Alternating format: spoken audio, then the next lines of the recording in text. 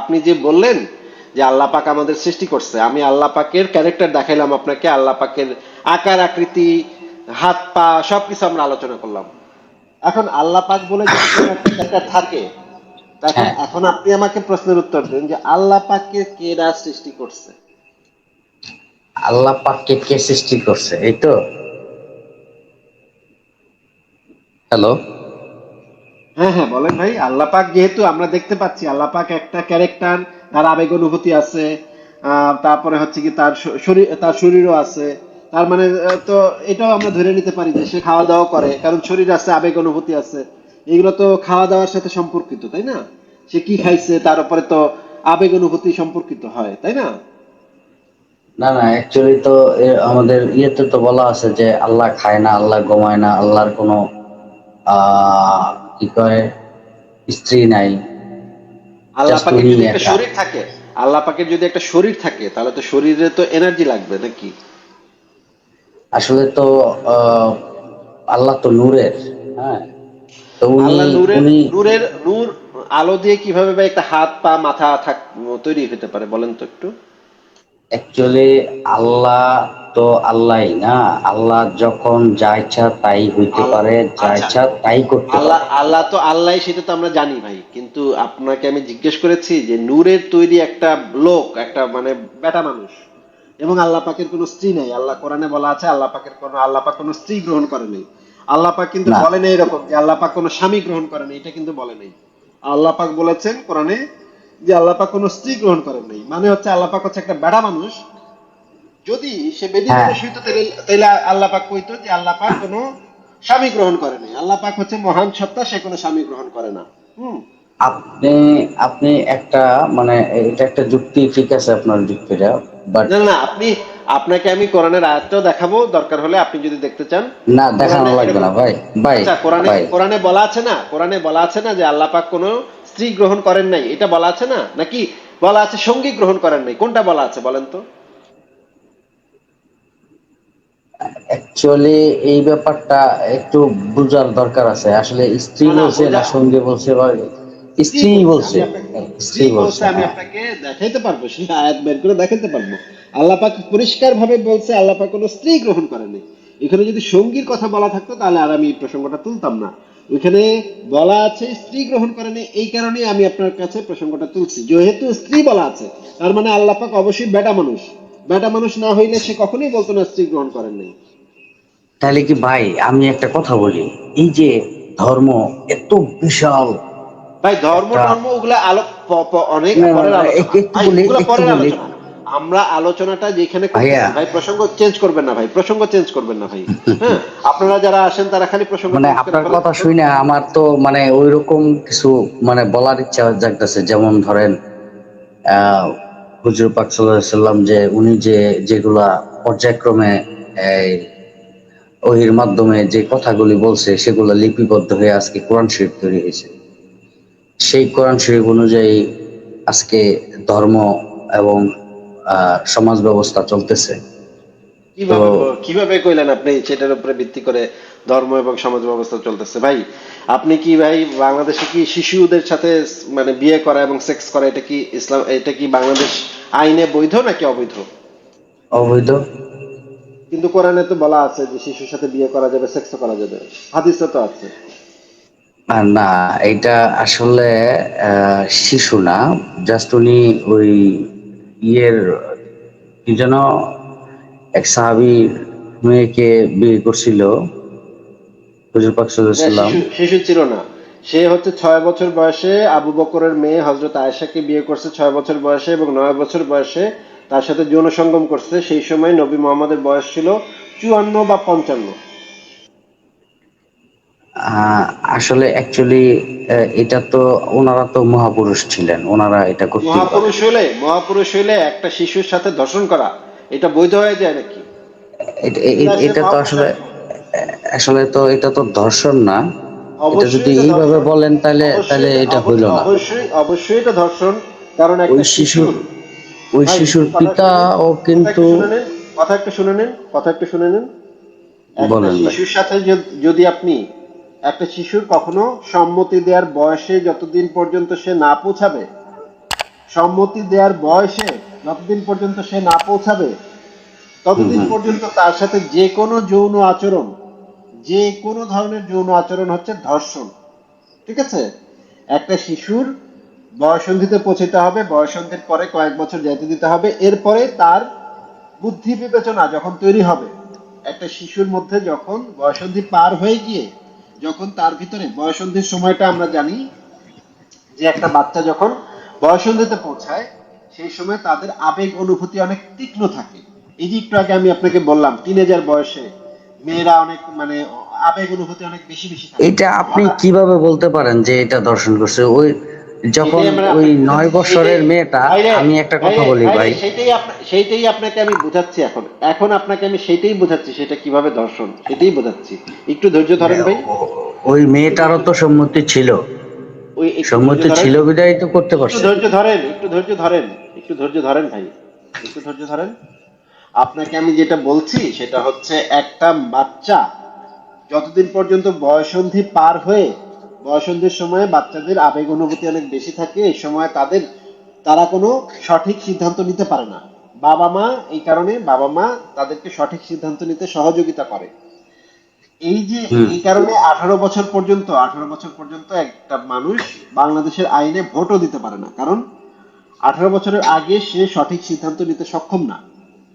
এখন সে যতদিন পর্যন্ত এই সিদ্ধান্ত নিতে সক্ষম না হবে ততদিন পর্যন্ত তাকে দিয়ে যে কোনো একজন প্রাপ্তবয়স্ক মানুষ তাকে দিয়ে একটা কাজ করায় নিতে পারে। হ্যাঁ, মানে হচ্ছে আমি আপনাকে যেটা বোঝাতে চাচ্ছি যে একটা মনে করেন আপনি আপনি মনে করেন আপনার একটা মানে আমি মোহাম্মদ আমি কিন্তু ভাই বুঝতে পারছি আপনার কথাটা। না না আপনার বলতে হবে, তারপরে বুঝতে পারলেও বলতে হবে। মনে করেন আপনার এলাকায় মোহাম্মদ নামক একটা লুচ্চা বেটা থাকে, সে হচ্ছে 50 বছর বয়সী এবং সে হচ্ছে একজন ধর্মগুরু। হ্যাঁ, তার নাম হচ্ছে লুচ্চা মোহাম্মদ। এই লুচ্চা মোহাম্মদ এলাকার একটা 6 বছরের মেয়ের দিকে কুনজর করছে তার। হ্যাঁ, এখন সে সেই বাচ্চা মেয়েটাকে একটা আইসক্রিম কিনে দিল বা একটা বারবি ডল কিনে দিল, একটা পুতুল কিনে দিল। ঠিক আছে, কিনে দিয়ে বললো চলো তোমাকে আমি পুতুলটা দিব, তুমি আমার সাথে চিপায় চলো, চিপায় গেলে তোমাকে আমি পুতুলটা দিব বা এই আইসক্রিমটাও দিব। অনেক সুন্দর পুতুল, অনেক দামি পুতুল। তখন সে বাচ্চা মেয়েটা তো এত কিছু বোঝে না, বাচ্চা মেয়েটা কি করবে, তার তো পুতুলটা নিতে ইচ্ছা করছে। সে গেল ওই মোহাম্মদ লুচ্চা মোহাম্মদের সাথে সাথে সে চিপার ভিতরে গেল এবং চিপার ভিতরে যাওয়ার পরে লুচ্চা মোহাম্মদ তাকে দিয়ে যেটা করানোর সেটা করায় নিল, তাকে দিয়ে যেটা তার সাথে যেটা করার সেটা সে করে ফেললো। এখন এবং পুতুলটাও সে দিল। তখন বাচ্চা মেয়েটার অনেক কষ্ট হইলো, তার বিভিন্ন জায়গাতে অনেক কষ্ট হয়েছে, ব্যথা হয়েছে, কিন্তু সে যেহেতু একটা পুতুল পাইছে সেহেতু সে এটা নিয়ে আর কাউকে কিছু বললো না। তাকে বলে দিল যে তুমি কিন্তু এটা কাউকে বলবা না, হ্যাঁ, এটা কিন্তু গোপন, তোমার আর আমার মধ্যে গোপন ব্যাপার, তুমি কিন্তু কাউকে বলা যাবে না এটা। সে কি করলো, সে বললো আচ্ছা ঠিক আছে আমি কাউকে বলবো না, সে পুতুল নিয়ে চলে গেল। এই যে ঘটনাটা ঘটলো, এই ঘটনাটা কি কি আপনার নিজের মেয়ের সাথে যদি এই ধরনের ঘটনা ঘটে, এই ঘটনাটা কি কি আপনি ধর্ষণ বলবেন নাকি আপনি বলবেন যে আপনার মেয়ে স্বেচ্ছায় কামটা করছে? ঠিক আছে, আপনার কথা আমি মেনে নিলাম, না, কিন্তু আমার এই কথা মানতে মেয়েটা হবে না, এক আমার সময়, কথা আমি উত্তর চাই, আমি আমার কথার উত্তর চাই, আমার কথা মানতে হবে না, নাও মানতে হবে না, আমি আমার কথার উত্তর চাই। আমি আপনার কথাই আসতেছি ভাই, আমি একটু আমার শোনেন। কথার আগে উত্তর চাই, আগে বলেন যে এই জিনিসটাকে কি আপনি ধর্ষণ হিসেবে কাউন্ট করবেন? হ্যাঁ, অবশ্যই আমি এটা দর্শন কেন? হিসেবে কাউন্ট কেন করবো। মেয়ে তো রাজি খুশি ছিল, কেন ও ধর্ষণ হিসেবে হ্যাঁ, কাউন্ট করবেন? না তাকে ফুসলাইছে এই জন্য, মানে ফুসলাইছে কেমনে, লোভ ফুসলাইছে কেমনে দেখাইয়া। সে? হ্যাঁ, বাচ্চা মেয়েটার যেহেতু এখনো জ্ঞান বুদ্ধি হয় নাই, তাকে ফুসলায় যে কোনো কাজ করানো সম্ভব। তবে কিন্তু সে যদি 18 বছরের বেশি হইতো, সে যদি জ্ঞান বুদ্ধি সম্পন্ন মেয়ে হইতো, বা মনে করেন আপনার এলাকায় একটা পাগল মেয়ে আছে, যে পাগল মেয়েটা মেয়ে রাস্তায় রাস্তায় ঘুরে, তার জামা কাপড়ের ঠিক ভাই নেই। ভাই আপনি ভাই আমার ভাই একটু কথা বলতে শুনেন, দেন। আগে কথা শুনেন নিন। আপনার এলাকায় একটা পাগল মেয়ে আছে, যে পাগল মেয়েটার জামা কাপড়ের ঠিক নাই, মানে কোনো কিছুরই ঠিক ঠিকানা নাই। এই মেয়েটাকে এলাকার একজন মানে লুচ্চা মোহাম্মদ আছে, তার নাম হচ্ছে লুচ্চা মোহাম্মদ। সেই লুচ্চা মোহাম্মদ চিপাই নিয়ে তাকে কয়েকটা জিনিস কিনে দিছে, জামা টামা কিনে দিছে, কিনে দিয়ে এই কাজটা করে নিছে। সেই মেয়েটার বয়স 25, কিন্তু সেই মেয়েটার কিন্তু জ্ঞান বুদ্ধি নাই। হ্যাঁ, সে নিজের ভালো মন্দ বুঝতে পারে না, কোনটা ভালো কোনটা খারাপ, কোনটা সেক্স কোনটা খারাপ টাচ, কোনটা ভালো স্পর্শ কোনটা খারাপ স্পর্শ, এই জিনিসটা সে বুঝতে পারে না। কোনটা কাম ভাব নিয়ে তাকে স্পর্শ করা আর কোনটা হচ্ছে নর্মালি তাকে স্পর্শ করা, এই বোধটুক তার মধ্যে নাই। এই কারণে কি হইলো ঘটনাটা, তার তার সাথে সেই ব্যাটাটা এই কাজটা করলো। এখন এই কাজটাকে কি আপনি ধর্ষণ বলবেন, নাকি এটাকে বলবেন যে পাগল মেয়েটা রাজি খুশি ছিল, কোনটা বলবেন? এটা দর্শনই বলবো। আচ্ছা, খুবই দর্শনই ভালো। বলবো। তাহলে তো ভাই আমাদের এখন যে জিনিসটা দেখা দরকার সেটা হচ্ছে যে এখন ধর্ষণের সংজ্ঞাটা। এবার আমার কথা একটু শোনেন। ভাই আপনি আগে আমাকে ধর্ষণের সংজ্ঞাটা যদি আমাকে একটু দিতেন আগে। আপনি দর্শনের সংজ্ঞা তো বলেই দিলেন। ধর্ষণের সংজ্ঞা আমি এখনো বলি নাই, এখন বলবো আপনাকে। এই যে এটা হচ্ছে আন্তর্জাতিকভাবে স্বীকৃত ধর্ষণের সংজ্ঞা, দেখতে পাচ্ছেন ভাই? হ্যাঁ, হ্যাঁ, আচ্ছা, আপনি কি ভাই কষ্ট করে আমাদেরকে একটু পড়ে শোনাবেন যে এখানে কি লেখা আছে? হ্যাঁ। একটু পড়ে একজন শোনান কষ্ট ব্যক্তি করে। অনুমতি ব্যক্তিকে তার সঙ্গে যৌন সঙ্গম বা অন্য কোনো ধরনের যৌন অনুপ্রবেশ ঘটানোকে দর্শন বলা হয়।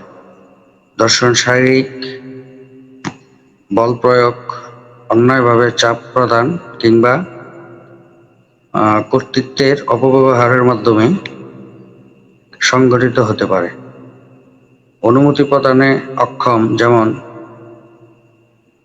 কোনো অজ্ঞান, বিকলাঙ্গ, মানসিক প্রতিবন্ধী কিংবা অপ্রাপ্তবয়স্ক ব্যক্তি। না না, কি বললেন ভাই? অপ্রাপ্ত বয়স্ক কি বললেন ভাই? এটা অপ্রাপ্তবয়স্ক ব্যক্তি। ও, তার মানে এই যে অনুমতি প্রদানে অক্ষম এই ক্যাটাগরির মধ্যে কারা কারা পড়ে ভাই, আবার একটু বলেন তো। অজ্ঞান, বিকলাঙ্গ, মানে মনে করেন একটা মেয়ে অজ্ঞান হয়ে পড়ে আছে, তার সাথে আপনি চামে গিয়ে মানে সেক্স করে ফেললেন, ভাইজান, এটাও তো ধর্ষণ হবে, তাই না? আচ্ছা ভাইজান, আপনার কথা তো আমি বুঝতে পারছি। আপনি না না না একটু না আমার না না, কথা আমরা একটু আমরা শুনে নেবার। ভাই, ভাই আমরা দলিল প্রমাণ সহকারে, মানে আপনি তো দলিল প্রমাণ অনেক দলিল সহকারে। প্রমাণ তো বলতেছেন, দলিল প্রমাণ তো আপনি বলতেছেন, আপনি দলিল প্রমাণ দেখছেন, ঠিক আছে। তো ভাই যে মেয়েটা, যে বলি, শাহেদ ভাই, যে মেয়েটা শাহেদ ছয় ভাই, মাসে, শোনেন শোনেন, 6 বছরে যে মেয়েটাকে বিয়ে করলো, 9 মাসে তার সাথে সঙ্গম হইলো, এই মেয়েটা একটা সময়, এই মেয়েটা বড় হয়েছে, এই মেয়েটার মুখ দিয়েই অনেক হাদিস প্রকাশ পাইছে। তাতে এবং কি হয়েছে? তাতে কি হয়েছে? তাতে কি হয়েছে মানে, এই মেয়েটা কি পরবর্তীতে কি বুঝতে পারে নাই যে আমার সাথে না এটা 9 বছর এটা যে বয়সে যে সবাই, জিনিসটা এটা যে হয়েছে। এটা যে এই সবাই এইটা বুঝতে এই পারে, না এটা যে সবাই বুঝতে পারে সব সময় এটা তো সত্য না, অনেক সময় অনেকের ক্ষেত্রে অনেক না, আপনি সময়। যেটা বলতেছেন, না না আপনি না শুনেন না, ভাই, আপনি ওয়েট ওয়েট আপনি wait wait wait wait wait wait, আমি এরকম এই মেয়েটা মাদ্রাসা এক সময় বড় হয়েছে তো ভাই, ভাই, এক ভাই সময় বড় আপনি হয়েছে, আপনি এক সময় ভাই এই আমার মেয়েটার কথাটা একটু বয়স শোনেন, 40, আমার 50, কথাটা 60 একটু ছিল। শোনেন, আমার কথাটা একটু তখন শোনেন। কি এসে, আমার আপনি আপনাকে তো মিউট করতে হচ্ছে ভাই, আপনি তো কথাই শুনতেছেন না তো ভাই। আমি এরকম অনেক মাদ্রাসার ছাত্রকে চিনি যারা হচ্ছে অনেক বছর হুজুরের দ্বারা ধর্ষণের শিকার হয়েছে, সারা জীবনে তারা সেই হুজুরদের বিরুদ্ধে একটা কথাও জীবনে কখনো বলে নাই। তাদেরকে কি আপনি ধর্ষণ বলবেন, নাকি তাদেরকে বলবেন যে তা ঠিকই আছে? তারা মানে বাচ্চা বয়সে যখন তাদের সাথে ধর্ষণ হয়েছে, মাদ্রাসার হুজুর যখন তাদের নিয়ে তেল মাইরা, পিছনে তেল মাইরা যখন এই কাম করছে, এটাকে কি আপনি ধর্ষণ বলবেন নাকি কি বলবেন বলেন তো? পেশায় পড়ছি, হ্যাঁ, আমাকেও আমাদের হুজুররা এই শাহেদ কাজ ভাই, করতো। শাহেদ ভাই ঠিক আছে, আপনাকে আমি আমি নিজেও বলৎকার আপনাকে হয়েছি, আমি একটা প্রশ্ন করেছি, আমি নিজেও বলৎকার হয়েছি ভাই। আপনাকে আমি একটা প্রশ্ন করেছি, আমি নিশ্চিত যে আপনি যদি নিজে ধর্ষণের শিকার হয়ে থাকেন, আপনি এটার মানে এটা যে কত নির্মমতা, এটা যে কত ভয়াবহতা, এটা আপনি উপলব্ধি করতে পারবেন। এই কারণে আপনাকে আপনার এই উত্তরটা আরো ভালোভাবে দেওয়া উচিত। আপনার নিশ্চয়ই অনেক বন্ধু আছে যারা ধর্ষণের শিকার হয়েছে কিন্তু সারা জীবনে সেই হুজুরের বিরুদ্ধে একটা কথা বলে নাই। এখন এবং হুজুর কখনো কেউ যদি জিজ্ঞেস করে থাকে, হুজুরের প্রশংসাও করছে। এরকম লোক আমি আমার নিজের পরিচিত আছে, যারা মাদ্রাসার হুজুরের দ্বারা ধর্ষণের শিকার হয়েছে কিন্তু সারা জীবনে সেই তার ধর্ষক হুজুরের বিরুদ্ধে একটা শব্দ জীবনে কখনো উচ্চারণ করে নাই। এইটা দ্বারা কি এটা প্রমাণ হয় যে সে ধর্ষিত হয় নাই? না, এটা প্রমাণ হয় না। তাহলে যে আপনি একটু আগে বললেন যে আয়েশা বড় হয়েছে, বড় হয়ে হাদিস লাগছে, হাদিস লেখা কিন্তু না কিছুই বলে নাই, নবীর বিরুদ্ধে কিছু বলে নাই, তাতে প্রমাণ তাতে কি প্রমাণ হইলো ভাই? এখন দেখেন, এখন তো মনে অনেক ভয় লাগে যখন নাকি ভাই একটা, আপনি ভাই, ভাই একটু স্পেসিফিক আপনি আলোচনা করেন ভাই, শাহেদ ভাই আপনি কিন্তু স্পেসিফিকই বলতেছেন ধর্ষণ আপনাকে একটা। ধর্ষণ হয়েছে কিনা সেটা জিজ্ঞেস করছে তো সায়েদ ভাই, আপনাকে জিজ্ঞেস করছে যে ওই বিষয়টাতে ধর্ষণ হইলো কিনা। আপনি যে ডিফেন্সটা দিলেন যে সে বড় হয়ে থাকার পর ভাইজান, কমপ্লেন করে নাই, একটা কথা বলি, আমি আমার কথাটা শাহেদ একটু ভাই, আমার শাহেদ কথা ভাই, তো শাহেদ শুনবেন ভাই, না। শাহেদ ভাই, আমরা আপনাকে না মানে কথা বলতে দিলে আপনি প্রসঙ্গটা চেঞ্জ করে আরেক দিকে চলে যান, কারণ আমরা না, আরেকটা আরেক আলোচনাতে দিকে ছিলাম। যাব না ভাই। দেখেন দেখেন শাহেদ ভাই, আপনার আরেকটা আলোচনাতে ছিলাম, আল্লাহ পাক সৃষ্টি করছে এটা আলোচনাতে ছিলাম, সেখান থেকে আপনি চলে আসলেন এখানে। আমি আমি কিন্তু আমি বাধ্য আমি বাদ আমি কিন্তু আমি আসিনি, একটু বলি। আমি কিন্তু আসিনি। এখন যদি আপনাকে আমি একটু কথা বলতে দিই, আপনি আবার একটু পরে দাবি করবেন ভাই কোরআনে তো অনেক বিজ্ঞান আছে, তাইলে তো কেমনে হইলো বিজ্ঞানে মোহাম্মদ জানলো কেমনে, কোরআনে এত বিজ্ঞান দিল কেমনে? তখন আমাদের আলোচনাটা পুরা আরেক জায়গায় চলে যাবে, আরেকটা জিনিস নিয়ে আলোচনা করতে হবে তখন। আমি চাচ্ছি না আপনি এখন মানে আরেকটা প্রসঙ্গে পট করে লাফ মেরে আরেকটা প্রসঙ্গে চলে যান, সেটা আমি চাচ্ছি না। আপনাকে যে প্রশ্নটা